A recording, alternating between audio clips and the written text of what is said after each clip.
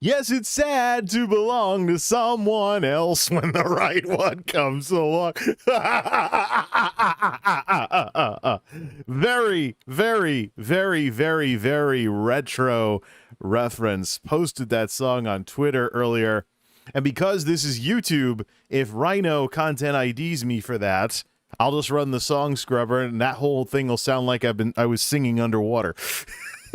But yes, that was a reference to an old sleepy 70s song called Sad to Belong by England Dan and John Ford Coley, a old what was called easy listening back then, started getting called adult contemporary in the 80s. It was a mellow soft rock song from the 70s about being married to somebody and then your soulmate comes along. I was reading the Wikipedia article in that song, and apparently it was known as the divorce anthem. So I might start scaring people if I keep making these references to music like that. That was before my time, but there's a very good reason for that. But why don't we just say hello before we really get into any deep discussions about music, Twitch exclusivity, or anything else. What is up, everybody? This is Jay, aka MultimediaJay, coming at you from Jay's Geek House for another discussion about multimedia meta type stuff. And, it's been about a year since I talked about Twitch exclusivity and forgot where I buried the discussion.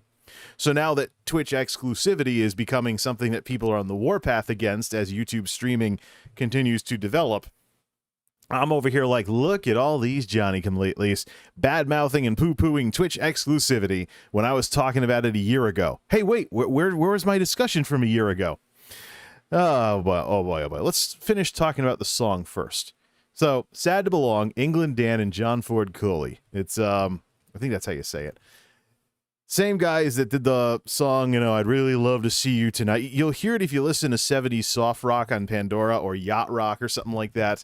So, I might scare some people with how many sleepy 70s songs I know and how little sense it makes for someone my age to be familiar with that kind of music.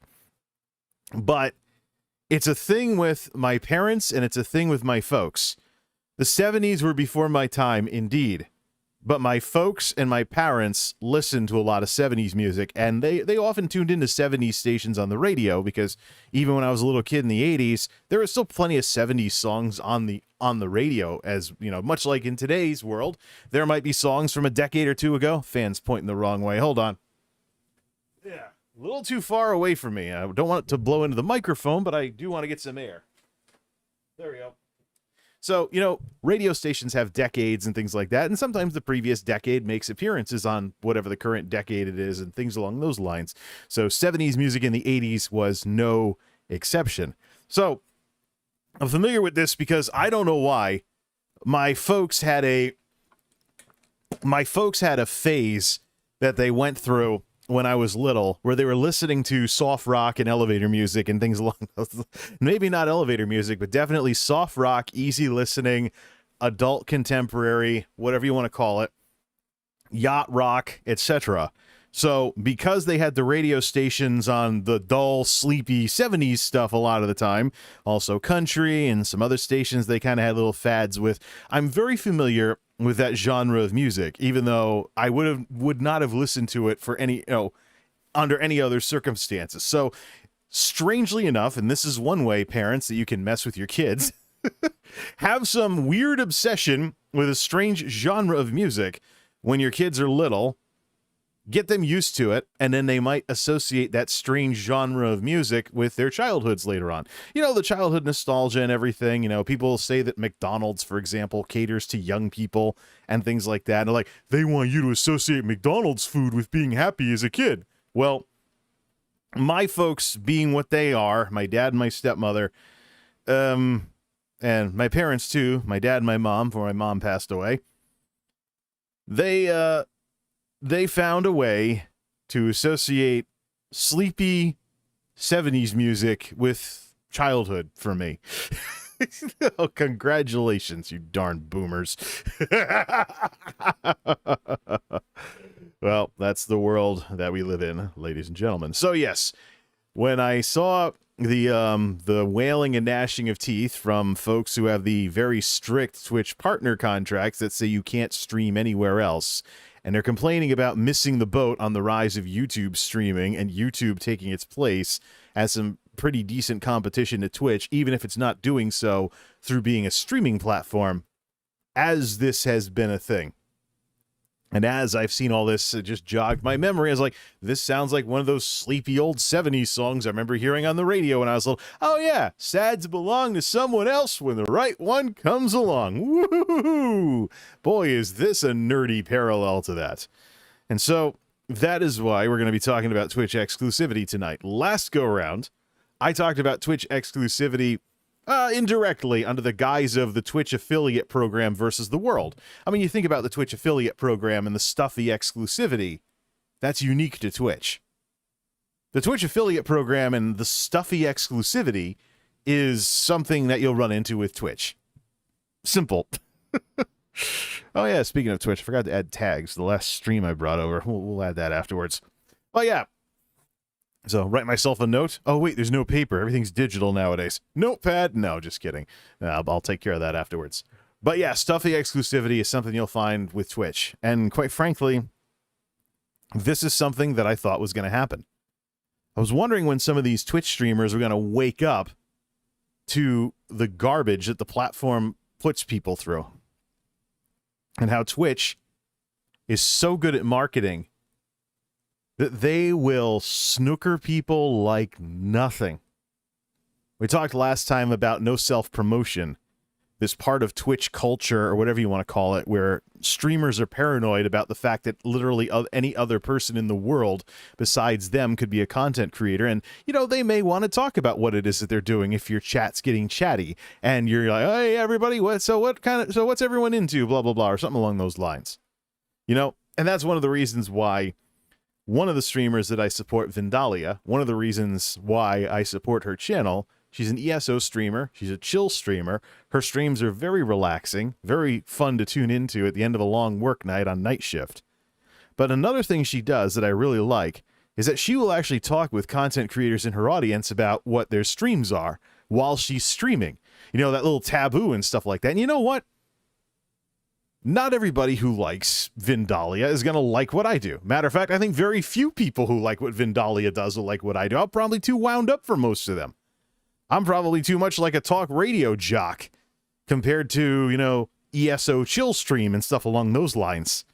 I'm probably way different than what... So, I mean, some of this paranoia about other content creators might be in your audience is totally a knee-jerk thing. And one of the ways that it's a knee-jerk thing is that people assume everybody's the same, when in reality there's different people with different interests that may be streamers, but their streams are so different that even if they openly talk about what they do, there is no chance of your audience wanting to watch their stream and walk away from yours. So, just the thing with that sort of stuff. But it's Twitch. It's exactly the sort of thing that Twitch finds a way to put into people's heads that affects the way they view streaming, when in reality they should be viewing it as the way they view Twitch. One of the easiest antidotes to Twitch exclusivity and all the ways that Twitch tries to take advantage of stuff you don't know as a content creator is to become something on YouTube. Even the smallest thing on YouTube. If you can get partnership on YouTube, you'll get a great perspective on Twitch versus YouTube just from the differences in how the systems work. So I went and checked some dates before I went live, came on the air, whatever you want to call it. Yeah, like this is the air. It's not the radio. So I went and checked a few things before going live. I've been a Twitch affiliate for 6 months. I was thinking December 2020 was when I got it. It was actually early December 2020. So January, February, March, April, May, June is 6 months. Early June is 6 months. And it is mid-June now, 2021. June 18th going into June 19th. I kind of post-dated the thing a bit because I already have a stream from the wee hours of the morning on the 18th. So if I ramble on for another half hour, I will hit that June 19th mark and Juneteenth and stuff like that, which is now a federal holiday here in the United States. Nice. So here's the thing. Here's the thing with some of this here. When you become a YouTube partner and you compare YouTube versus Twitch affiliate, you'll learn very quickly what Twitch's deficiencies are. If you don't nerd it out like I do and look at the operational differences between the two, or the UI differences between the two, or even the functional differences between the two, or even the user base conditioning. Do people associate Twitch with videos? No. Videos are the ultimate sidecar on Twitch, as I've seen with some of the upload experiments I've done since getting Twitch affiliate that have gotten no views. And I can't even search for my own videos using Twitch's own search engine, because Twitch is so biased towards live streams that you drop from the search results when your content gets too old. So yes, being a Twitch affiliate unlocks uploads, but that's not much of a prize. And uploads are not really subject to the live content exclusivity clause in the affiliate contract, but it ultimately doesn't matter because live doesn't go anywhere. And you may be thinking, if you're a nerd like me, you may be thinking, but Jay, can't you just write a blog entry and embed a Twitch? No, actually, surprisingly not. I went and tried to embed some Twitch VODs in some blog entries a while back, and it wouldn't work. I can only put the link there. So yeah, links only, no embedded players, unlike YouTube, unlike Dailymotion. So even Dailymotion is more embed friendly than Twitch. I tried copy paste, I tried the code feature, I tried embed codes, I tried what Twitch recommended that I put in there, couldn't get it to work. So, I mean, just Twitch, that person, that streamer who was ranting earlier this week that I saw, or maybe I guess we can say last week if it was that long ago, like more than 7 days. The streamer who I heard complaining on Twitter earlier had it perfectly right. On Twitch, you're dead if you're not live. Which sounds kind of like, you know, alive versus dead, but literally live versus dead. There is no evergreen anything with that stuff. Twitch lets you create evergreen stuff in the form of highlights and uploads, but there's no support for it. Otherwise, they'd be a lot more of a robust competitor to YouTube, and I think Twitch could really benefit from that since they have this gaming culture and whatnot, and they could really do well for themselves. But like I've said numerous times, Twitch is the Blockbuster Video of online media. They've got one thing that works really well for them, streaming, and they're going to ride that horse till it drops, even though they have everything they need to expand.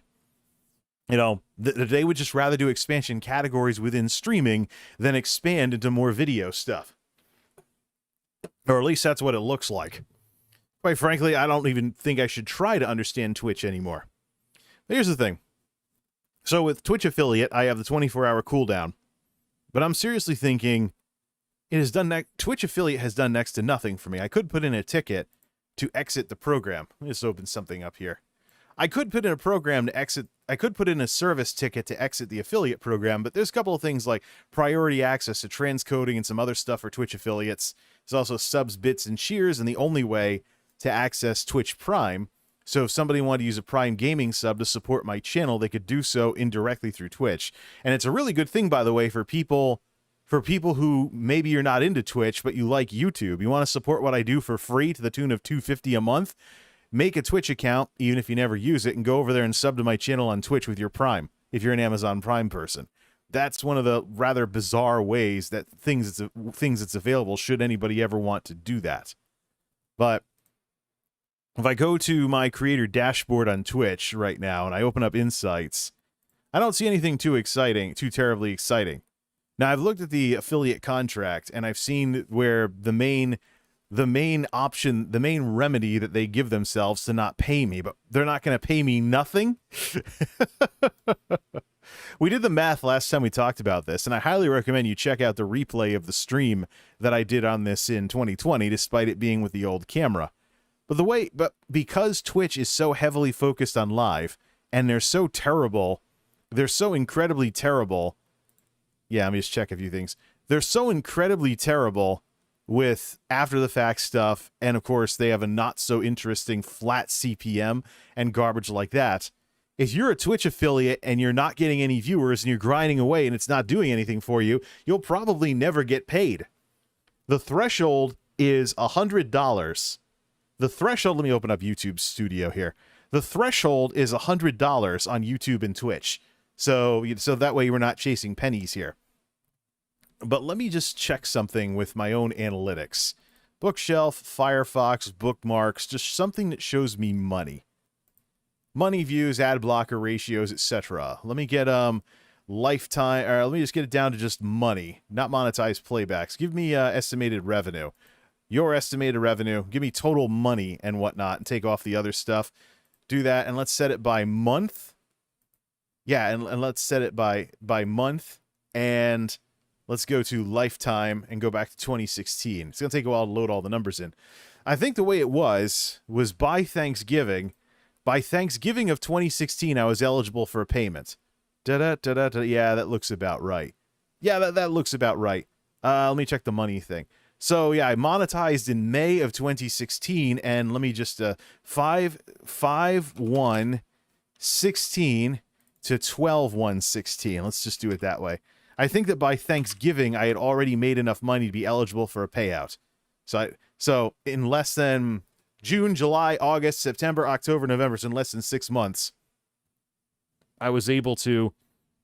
Where's your estimated revenue? Oh, it's on here, but it's off to the side because I have it smaller. Yes.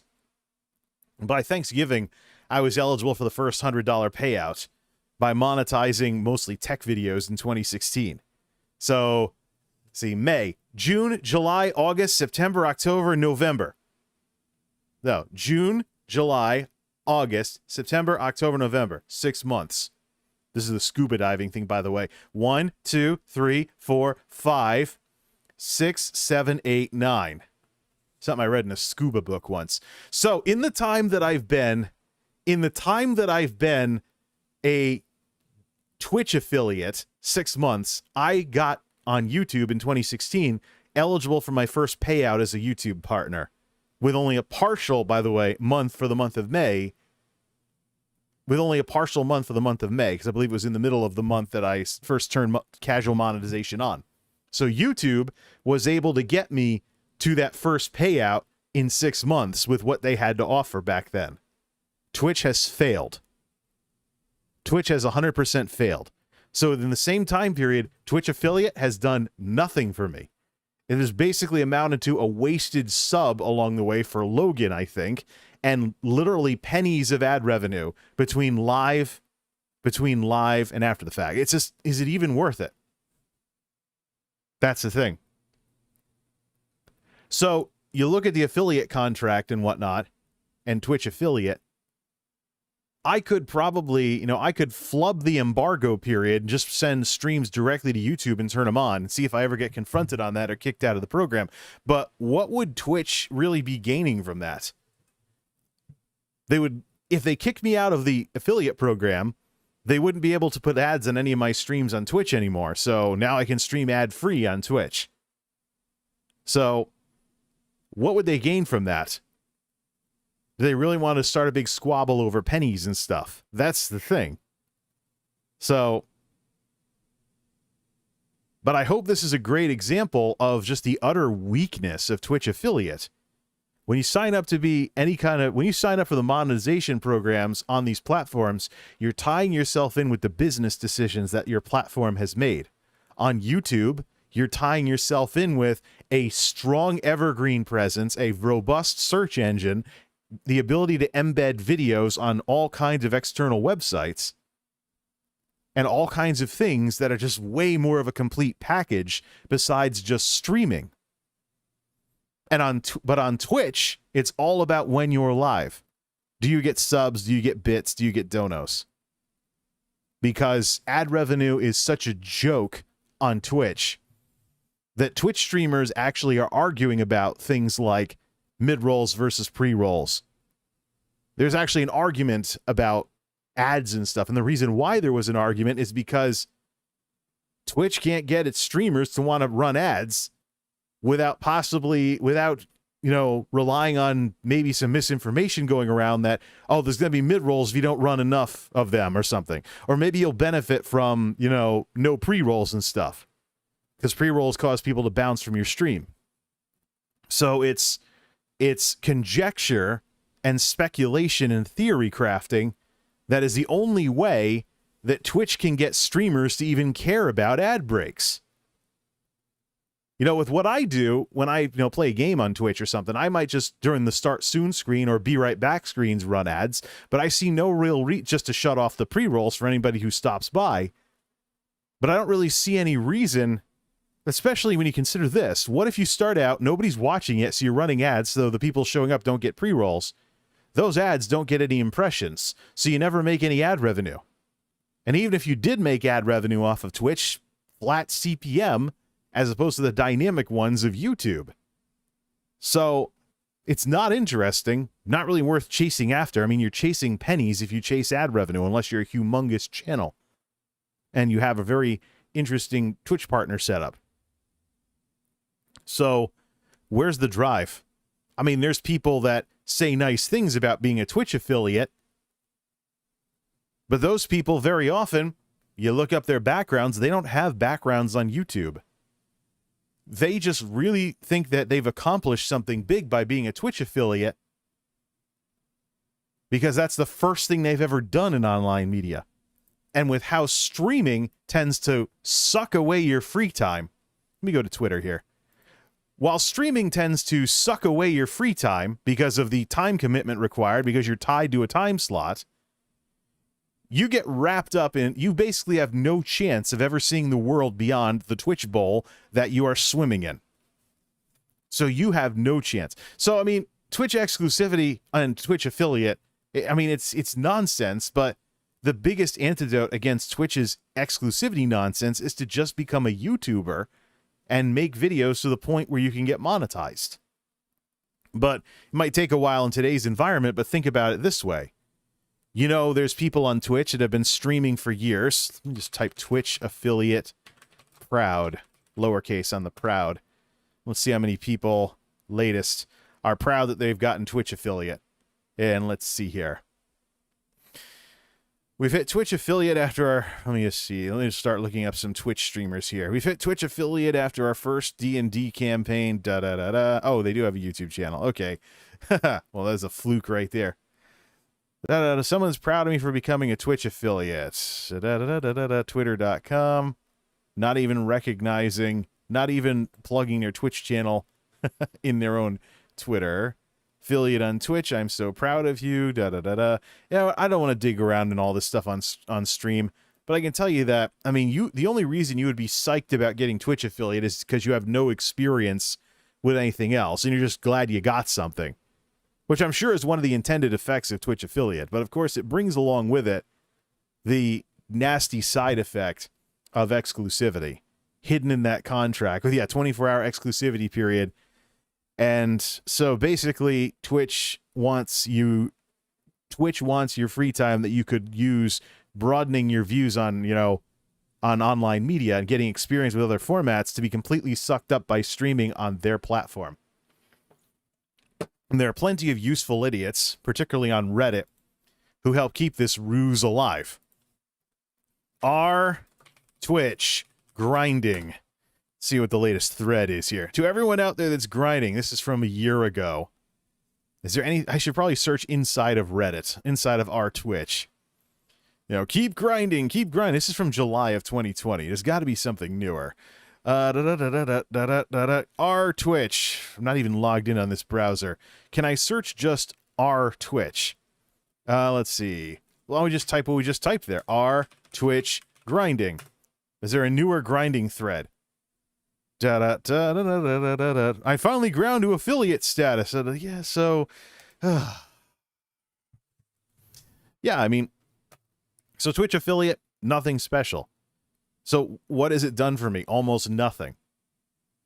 But at the same time, Twitch has made me more and more want to make less content on their platform. That's why my Twitch channel is just a generic gaming channel.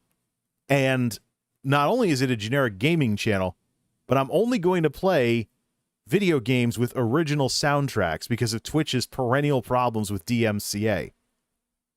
So, yeah, it's like Twitch's perennial problems with DMCA. Why should I play a game, even Forza Horizon 4?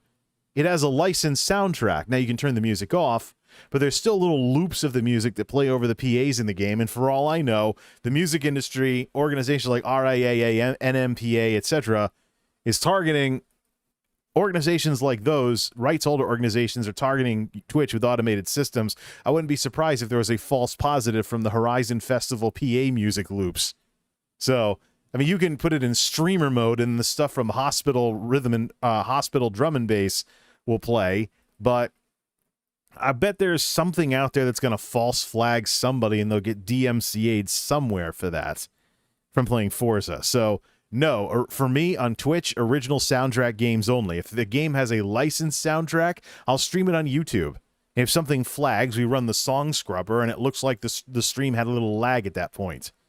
You can always revert them, and don't forget, you can always revert the changes later. So if the rights holder stops being so prissy like a year or two later, flip it back. Just the bottom line is YouTube has the technology, and they have the tools and stuff like that, and Twitch, well, it's like what Zach Bussey was talking about earlier. Zach was talking about that there's probably going to be an adpocalypse on Twitch, and I'm like, no, there isn't. Because Twitch wouldn't even invest in a content ID competitor. What makes you think they're going to invest in the technology to create something similar to the yellow dollar sign on YouTube, which, by the way, has been meaning less and less for me. My last stream got demonetized, like in the bad old days, but actually I checked it afterwards and still saw some ads pop up, and it turned green once the extended processing completed. So I don't even think I had to go through and shave off the beginning of the stream. And actually, I think I did. But yeah, so it eventually turned green anyways for the long haul. So people catching up on my discussions after the fact, and these are topical discussions and topical videos, essentially. That's what these streams really are. You know, and I benefit more from people not showing up in chat because I can stick to the topic and get it done just like that. So this, you got this going on. So when I'm live, doesn't matter as much here as it would on Twitch. If I was doing this on Twitch under just chatting, I would probably never get a viewer. Never. Now, just chatting is so big, and because of a scandal involving child safety a couple of years ago, it's no longer searchable from low to high. So just chatting is kind of it's the YouTube category, yes, but it's also where all the big streamers jockey. Whoever can get the most concurrence can ride high on top of just chatting and basically cement their continued dominance. The higher you are in just chatting, the higher you are in the hierarchy on Twitch in general, on a platform that still does more with hierarchies and algorithms. So it's really something, the world that we live in. And trying to keep it, and the technology is also a sobering reminder to not blame yourself for what trolls would call your failures on YouTube or your failures on Twitch. I was very shockingly reminded of that when I was trying to get the source information for the previous discussion that I had on Twitch Exclusivity. And I couldn't find it. I even searched my own channel for Twitch Exclusivity, and it didn't. The discussion that actually was about exclusivity it didn't even pop up in the results because I had Twitch Exclusivity as a tag, and the tag system has been deprecated. It's only useful for misspellings. Otherwise, as the help stuff says, tags are minimally useful for helping people find your video. I guess that even includes helping you find your own video. Interesting. So let me see if it's working yet. I went through and I made sure to mention Twitch Exclusivity in the description of that video. So I forgot to put the red dots on this thing. Whoops. So now once the search engine picks it up, Exclusivity. So Shroud returned to Twitch. It's not even showing up yet. Oh, there it is. The Twitch affiliate program versus the world. The discussion. Looks like, I responded to a Harris Heller video a while back, too. But, yeah, now it's showing up finally in the search results. Now, because your titles and your descriptions are more relevant to the search engine side of YouTube than the tag system that is now pretty much good as dead. Nice. I wonder how much other stuff had tags from back in the day, and I really should just put stuff in put better descriptions in there instead, so there can be some text for the system to work with in terms of trying to, people who express interest in something, trying to find videos and stuff to funnel one of my videos over to them that way. If that ever even happens with my small, practically shadow banned channel these days. I mean, look, nobody's watched this stream. You complain, you show up at 3 a.m. and you expect to have an audience. What's your problem? I'm showing up while it's still PM and nobody's here. So that's why you always have a contingency plan for these things. If you're a middle-aged, gray-haired old fat nerd like me, you don't show up expecting to be the next Pokimane. You come up with a plan for how you want to proceed. And also, remember, YouTube's a global platform, YouTube's an evergreen platform, and YouTube's a long-haul platform. So someone could express some interest in this topic later on and then find these discussions. And that's what I've been seeing in the numbers. No matter how disheartening this year of streaming to barely any concurrence has been on YouTube, some of the past streams are getting views now. Took a while, the usual 6 months to a year, before I start noticing any uptick in the numbers, but that's something that I was already seeing with the videos. You know, some people will watch and it'll sit there dead for months, and then suddenly I get surprised 6 months later. That's how slow YouTube is. Yeah. But that's the world we live in. So you can either complain about it or you can work with it, which in my case means videos are going to be topical, not very time sensitive. It'll be the streams, like what I'm doing here, that are for updates and stuff, and the people that follow what it is that I'm doing can tune in. People that want to see the progress in the video games I'm playing can tune in to play some stuff. I also want to bring behind the scenes back to these as well. So when I'm working on something, people that want to see how it was made can tune into these streams as well, either live or after the fact. Depends on their schedule. But when you have a strong evergreen presence for stream replays, like YouTube offers, you have a situation where one of the weaknesses of streams can be reacted to and potentially overcome. And of course, that weakness is being tied to a time slot or the time-specific elements of streaming. So it's because of this and the continued development of YouTube as a streaming platform that I can very safely say that Twitch Exclusivity's days are numbered, because let's think about this for a second. I'm a YouTuber that also does stuff on Twitch. So Twitch has not given me any good reason to try and do more on Twitch. So my Twitch channel is very niche and very focused on video games, because there's people over there that want to see me playing video games on Twitch. And there's some people in the offline world even that would love to watch me stream more video games on Twitch. They're not interested in the nerd stuff that I do on YouTube or the variety stuff that I do on YouTube, but they're interested enough in video games to want to see me streaming over there, even if I'm streaming video games on YouTube, because Twitch has that strong brand when it comes to gaming. So there's people that want to see me playing video games over on Twitch. Whether they show up or not, who knows? But that's one of the weaknesses of streaming, fundamentally. That's one of the weaknesses of streaming. And it's something you got to take into account as well. The people you see making it look easy, they're flukes, every one of them. All those big streamers with the thousands of concurrents, they're all flukes. And usually if you do some digging, you can find out why they're flukes. They have a previous background somewhere else, like esports, or they made some YouTube videos before Twitch took off, or something along those lines. Many of the big names have some kind of prior background that explains why they're as popular as they are, and it's not because they grew on Twitch. I don't know why anybody even tries to pretend that growth on Twitch is even possible, except for outside intervention anymore, with how the platform operates in its relatively small niche size. I think it might be just like what we talked about earlier with Twitch Affiliate, where people think Twitch Affiliate's this big thing when they don't have experience with anything else. If something makes you grow on Twitch, you might be tempted to attribute it to something you're doing on Twitch. Like that guy we were talking about yesterday, the Dark Souls streamer. He grew during the pandemic shutdowns. Well, could have been the pandemic shutdowns. But by the time the pandemic shutdowns were helping him out, he already had a very popular YouTube video in circulation. So there's an external reason. So again, Twitchy the talent moocher, like I've been saying for a year now, Twitch's claim to fame is that people think Twitch actually helped them grow, when the answer in many cases is really something else. It's crazy. So what does this mean for Twitch exclusivity? It means that Twitch exclusivity for me, I mean, let's talk about YouTube here. YouTubers on Twitch used to mean that somebody wasn't a streamer, that they were making videos and they had no real bearing on streaming. It's no longer the case. YouTube has plenty of streaming tools for YouTubers. So YouTubers going over to Twitch are doing Twitch a favor, essentially. YouTubers going to Twitch are doing Twitch a favor these days. And they're not going to be completely ignorant to streaming either. They're not going to be completely ignorant to streaming.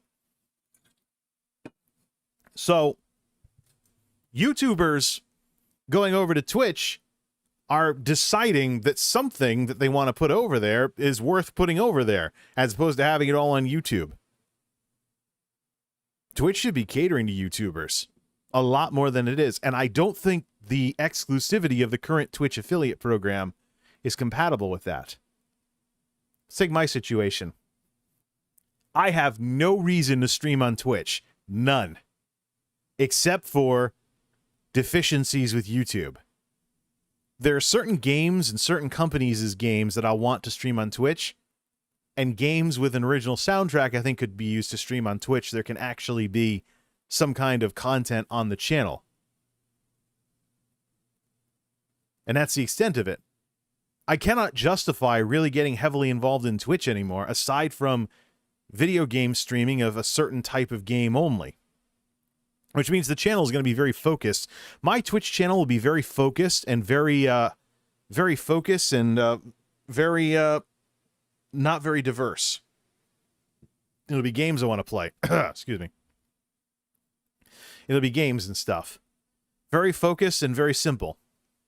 But that's because I have no inspiration whatsoever to do anything more with Twitch. Because they're just not, they don't have the numbers to be a YouTube competitor. They don't have the systems to be a YouTube competitor. They don't have the management to be a YouTube competitor. They don't have the technology to be a YouTube competitor. And then you see some of the wacko stuff that's going on with them, being targeted by automated systems because of DMCA, because they didn't invest enough in their own systems. So now, instead of potentially, like on YouTube back in the day, a system from the platform that could screw up and give you a false strike. By the way, on Twitch, they don't go away, lest we forget. Instead of that, now you have to worry about someone else's technology doing that. Because Twitch didn't invest enough while other platforms did. So you have DMCA to worry about. You have harassment to worry about. You have the drama spilling over from Twitter to worry about. There's not much reason to stream on Twitch. So I'd say at this point, any YouTuber who wants to stream on Twitch is doing Twitch a favor. And the exclusivity needs to go. One of the things I mentioned last year was that the exclusivity fundamentally means it's going to dampen the content that people want to make. The exclusivity will eventually dampen the content that people want to make, and that's exactly the situation that I face with Twitch. So, if I want to follow this 24-hour rule, I have to make sure that anything I stream, it's not as big of a deal if it has to wait 24 hours before coming over to YouTube. The reverse isn't true. I can take any stream I do on YouTube, download it, and re-upload it to Twitch just like that. It won't get any views because Twitch doesn't support videos properly. But no, the reverse is not true. So it's Twitch that has the stuffy exclusivity here. So because of that, because of the stuffy exclusivity, I don't do these kinds of discussions over on Twitch, even though I did somewhat okay in the talk shows and podcast category. People were finding me because the category wasn't all that deep, and they were enjoying what I was talking about, usually current events and stuff. So, but I have no reason to do this stuff on Twitch. Same thing, too, with, their discipline system and the nepotism that goes on over there. But the big one would be the exclusivity. So I'm already established on YouTube. I don't need to do anything on Twitch that may in any way hold me back from YouTube stuff. So if there's a discussion that can't come to YouTube and I got to keep it in the back of my mind, make it a chore, don't forget to activate the thing from earlier that was sitting on Twitch for 24 hours, blah, blah, blah, blah. I can't be doing that. Now, not when I could just be focusing on YouTube. And let's also not forget the evergreen strengths of videos versus streams. Videos can be crafted into an experience that people want to watch. There is no going live and then winging it like with this stuff. So fundamentally, when dealing with topics, videos are actually going to be better in the long run. And even though you have to mess with an editor and everything, between all the topical videos and stuff that you can put together, you can probably do a better job making your channel binge watchable with videos than streams. So you think about spending 5 years as a Twitch streamer versus spending 5 years making videos on YouTube. YouTube is probably the better option for the long haul. You may have some more short-term success with streams if you're popular or pretty enough. But on the YouTube side of things, you're talking stronger evergreen stuff because your videos can be edited into something that isn't time sensitive. And it's a lot more to the point than any stream could ever be. So you're talking about what are you going to be more proud of after 5 years? Probably videos than streams. Some really social people like talking to people when they're live, but I don't think they're thinking about the long haul. They're only living in the moment. But fundamentally, when you think about it, there's a lot of ignorance in Twitch's circles among its users. Therefore, it's a little surprise to me that Twitch streamers represent the wart of my online experience, my online media experience over the last year or so, even pre-pandemic. But why would it be anything different than that? You're talking about naive young people, younger millennials, Gen Zs, etc., people that at least haven't gotten obsessed with TikTok. You're talking about younger millennials and other folks without enough experience to understand why YouTube is a better platform to get involved with. You have younger people with their naivete that's in play here. And the way they view streaming has been tainted by some really strong marketing. Of course you're going to have people making excuses for Twitch. But as these people grow up and get some experience outside of their little Twitch bubbles, they're going to wake up from the Matrix, so to speak. Oh yeah, wait, that's a dated reference nowadays. The Matrix is an over 20-year-old movie now. Whoops. That's a millennial thing. Uh-oh. Specifically, older millennials, too. At least when it was in theaters. I mean, if it was still relevant, like, years later, and some younger millennials might have seen it growing up, maybe. But yeah, waking up from the Matrix, that's the thing with these people. And we're going to be seeing more what's called cognitive dissonance, difference between what they internally believe and what they're externally experiencing, and all the weird feelings and behavior that comes with that. We're going to see all this stuff going on. And we're going to see people's attitudes change. And when those attitudes change, what's Twitch going to do with their exclusivity? Especially when they're infamous for being the only one of the platforms that really goes nuts with it like they do. The next Streamlabs Quarterly is due out next month or the month after, something like that. We can search Twitter again. Let's go search Twitter. I'm sure it'll be an interesting quarter. I'm sure these quarterlies will get more and more interesting as more of these people figure it out. Stream. Oh, someone responded to a tweet. Probably one of my Zach Bussey jokes or joking about Amaranth and Indie Fox getting banned or something. Stream Labs, Stream Hatchet. I don't know why I'm even looking for this because I should advance search for something from myself. Let's put that on screen here. Why don't we just do quarter and from MultimediaJay. When was the last one of those? Go. Excellent. April 23rd. Okay, that was for January, February, March. So, April, May, June, Q2. So we should be looking for, maybe after Independence Day or something, we should be looking for the next Streamlabs Stream Hatchet Quarterly in July. And then we'll see how things are going. We'll see how things are going with YouTube versus Twitch versus Facebook. But also we got to remember TikTok is still doing stuff, even though they're not registering on these reports because of a streaming thing. I'm curious if there's something I can follow for YouTube versus Twitch versus Facebook versus TikTok. So, and more than just streaming. Don't know if there's numbers for that. I'll have to go do some digging. But yeah, I don't think the future of Twitch is compatible with their current obsession with exclusivity. If you're already a YouTuber, you're practically doing Twitch an act of charity by having anything over there, because you're taking hits by having Twitch involved in your equation. I mean, I had people that were blowing up in my comments, but I hate Twitch. What are you doing with Twitch? Blah, blah, blah.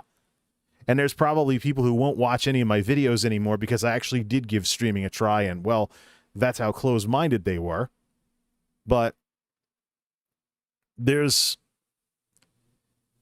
YouTube is bigger, has a wider product catalog, more support for more types of content, and is very well established in videos and evergreen stuff, and ascendant in streaming. Lost some streamers last go around, but if they can ever get over their algorithm woes, they'll be a lot more attractive than they are to some people, than they currently are to some people.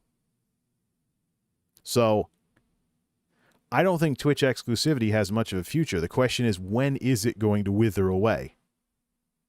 When is Twitch going to have to come to grips with the fact that, look, I'm a YouTuber. People like me, I'm a YouTuber.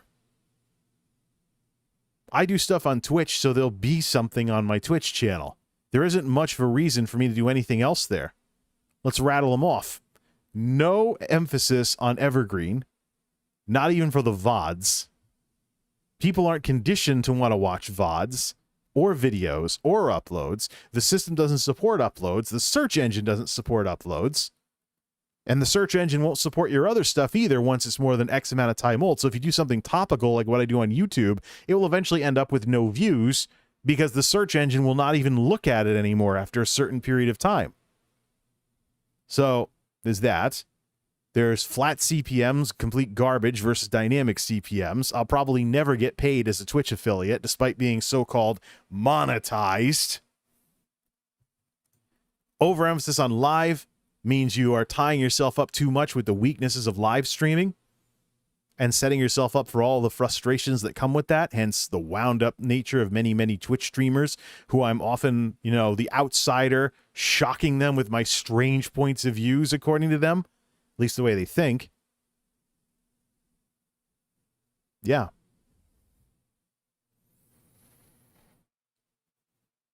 It's a different world when you've become established on YouTube, even the tiniest bit.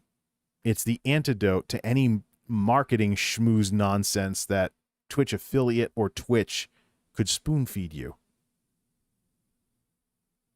And once you get a better perspective, this Twitch exclusivity stuff is seen for what it is. Nonsense. Much like a lot of the other stuff that Twitch feeds would-be streamers. I don't even think calling yourself a streamer is very healthy anymore either. So, something to think about, and it is now after midnight, so now it makes sense that this is for the 19th. But yeah, Twitch exclusivity, forget it. It's not if, but when Twitch has to face the hard facts that it's not sustainable. And to an extent, if we talk about like what I was saying earlier about Twitch affiliate, it may not even be enforceable either.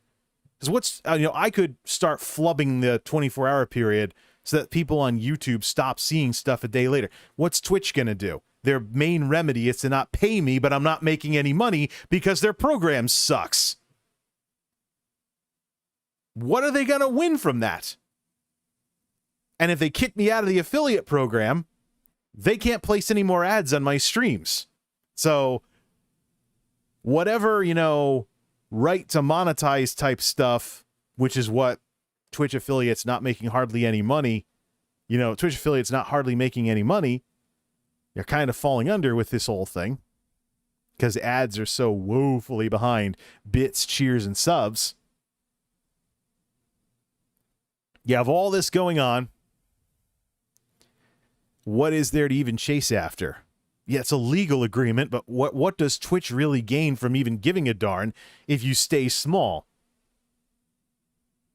And if you start getting bigger, then you see the program, then you see Twitch as paying off and you don't care about this stuff as much, and you might do the embargo period a little better or something along those lines. But for someone like me, who is just doing stuff on Twitch on the side, I don't know.